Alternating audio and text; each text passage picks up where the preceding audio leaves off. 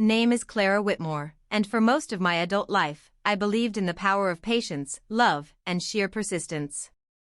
I thought that showing up, day after day, being consistent, forgiving mistakes, and holding firm when necessary could fix almost anything, especially within a family.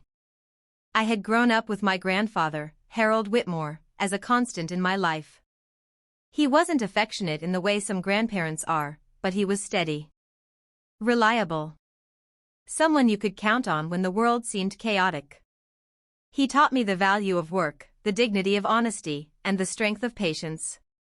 I remember him tapping his chest when I complained about unfair rules at school and saying, "Character, Clara, is what you do when no one is watching."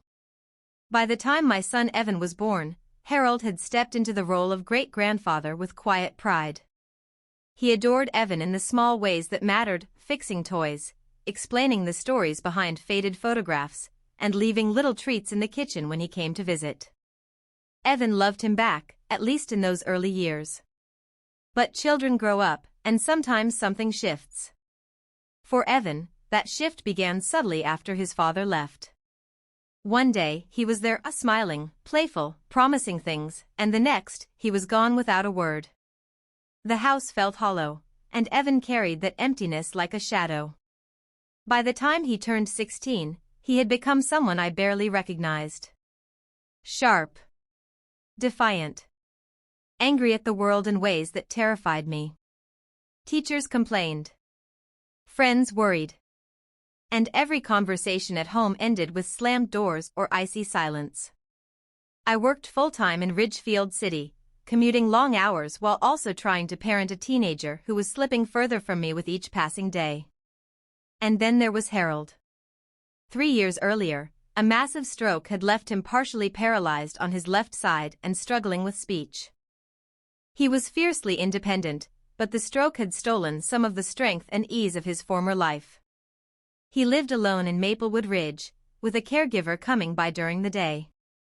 Nights were long and lonely, and I worried constantly. The offer that seemed like hope. It was early May, and I was standing at the kitchen sink, washing dishes after another exhausting day.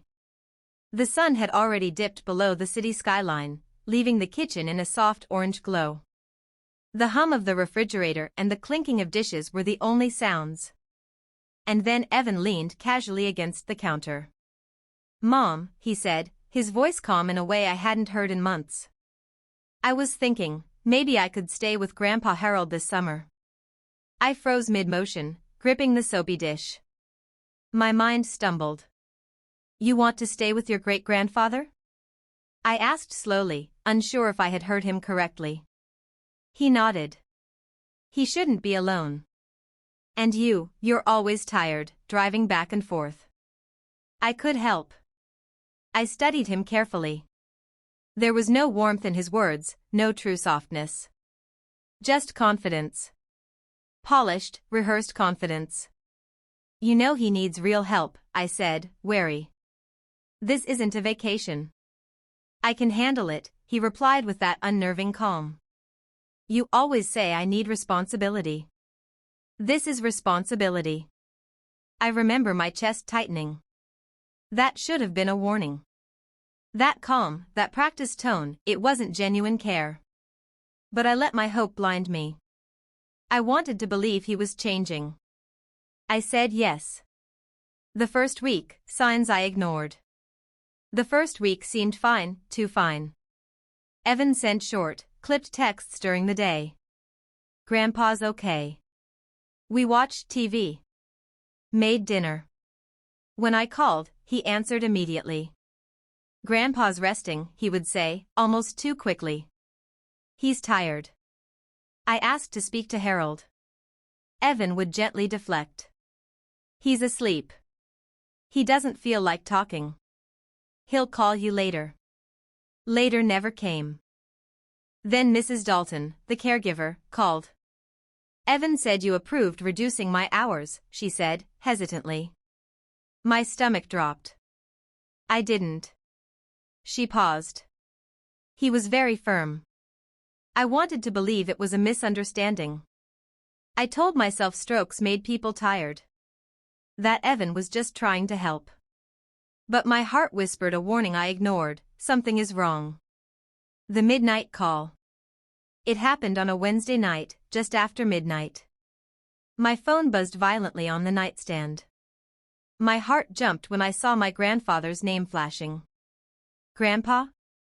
I answered immediately. At first, there was silence. Then a whisper so faint it chilled me to the bone. "Clara, please come get me." Fear exploded through me. "What's wrong? Are you hurt?" I asked, heart racing. "I'm locked in my room," he whispered. "There are strangers. He's angry. I don't feel safe." The line went dead. I didn't hesitate. I didn't pause. I grabbed my keys and left. The drive through dread. The drive to Maplewood Ridge felt endless. Every mile replayed moments I had ignored: Evan's odd eagerness to reduce the caregiver hours, the smooth, rehearsed way he answered the phone, the strange, calculated confidence in his offers to help. Every red light felt like a punch to the stomach. Every shadow along the highway felt like it was reaching for me. When I turned onto the familiar street, my chest tightened further. Music thundered from my grandfather's house, shaking the air around it. Cars lined the road. Lights flashed inside. This wasn't caregiving. This was chaos. The first thing I noticed as I pulled up to my grandfather's house was the lawn. Harold had always been meticulous with his yard, the grass trimmed perfectly, flowers in neat beds along the porch, his small vegetable garden flourishing every summer. Now, weeds tangled over the flower beds, the grass grew in uneven patches, and empty cans and bottles littered the path. A broken bicycle leaned against the fence. The smell hit me first: smoke, alcohol, and the faint stench of rotten food. My stomach lurched. Inside, the chaos intensified. Music boomed, shaking the floorboards, drowning out the quiet dignity that used to live here. Young people, some barely out of high school, others clearly in college, filled the living room. Laughter rang through the air, harsh and careless. Empty bottles clinked on the coffee table. Someone sprawled across Harold's antique sofa, yelling over the music. Another leaned against his cherished piano, beer in hand. My heart pounded. "Where is Evan?" I shouted, pushing through the crowd, my voice shaking more from fear than anger. Some of them laughed. Others waved dismissively. "Relax, lady," one girl slurred. "It's just a party." I ignored them, moving quickly down the hall, calling again. The bedroom door at the end of the hallway was closed, the handle scratched and dented. My hands shook as I grabbed it, banging on it as loudly as I could. "Grandpa." "It's me." "Open the door." A weak voice, trembling, answered. I'm here. Please, just get me out." I forced the door open. There he was, as my grandfather, pale, frail, trembling, seated on his bed. His hair was disheveled. His eyes, normally sharp and commanding, were rimmed with exhaustion and fear. He reached out for me, and I fell to my knees beside him, wrapping him in my arms. "He started bringing friends over," Harold whispered. I told him to stop. He got angry. He said I was just getting in the way. My blood ran cold.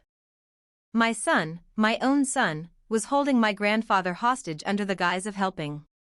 My mind raced through every call I had dismissed, every cheerful text Evan had sent. It all clicked painfully. I had been blind, fooled by a rehearsed act of maturity.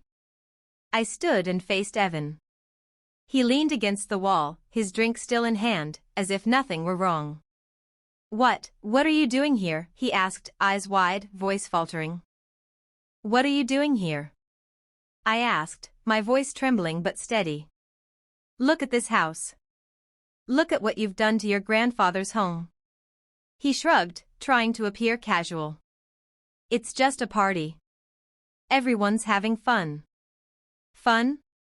I echoed, anger rising like a tidal wave. "You locked your grandfather in his room. You scared him. You disrespected me, and his home. He blinked, a flicker of fear crossing his face. He didn't need to be bossy all the time. You're always on my case. I just wanted some freedom. You call terror freedom? I demanded, fists clenched. You call betrayal fun? I told him to get everyone out. One by one, they left, muttering complaints, stumbling toward the door.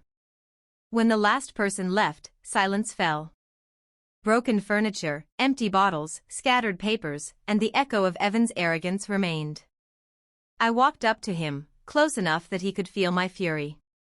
Do you know how lucky he is that I got here in time? Do you understand what you've done? I was trying to help, he said weakly, voice trembling for the first time. No. You were selfish. You were cruel. You thought responsibility was a game. This stops now. The next day, Evan's summer plans changed drastically. There were no electronics, no parties, no freedom to do as he pleased. I found a strict residential program for troubled teens, one that enforced discipline, structure, and reflection. The first weeks were brutal for him. He screamed, begged, and even threatened to run away. But rules were rules. Every evening he was forced to reflect on his actions, write about his choices, and face the consequences he had so carelessly ignored. At first, he hated me. He accused me of ruining his life, of being controlling. But over time, he began to see the reality of what he had done. Letters from the program, phone calls limited to supervised conversations, and daily structure slowly forced him to confront the gap between who he wanted to be and the person he had become. I received updates. Evan apologized in small ways. He cleaned without being asked. He wrote about his guilt. He admitted the fear he had caused my grandfather. And slowly, painfully, the arrogance and defiance began to give way to reflection and humility. Back home, my grandfather and I repaired his house, room by room. Every broken chair, every scuffed wall, every shattered picture frame was mended with care, much like our hearts. Each evening, we sat together quietly, the damage around us a reminder of what had been at stake. 2 years passed. Evan grew quieter, steadier. He learned to respect rules, to accept consequences, and to understand the weight of his actions. By the time he returned home permanently, he was no longer the boy who saw freedom as chaos. He was a young man beginning to comprehend empathy, responsibility, and love. When he finally approached my grandfather's porch, flowers in hand, he was nervous but sincere. "I'm sorry, Grandpa," he said. His voice trembled, thick with regret. Harold took his hand, squeezing it gently. "I forgive you," he said. And in that moment, I believed that even broken trust, with time and care, could be mended.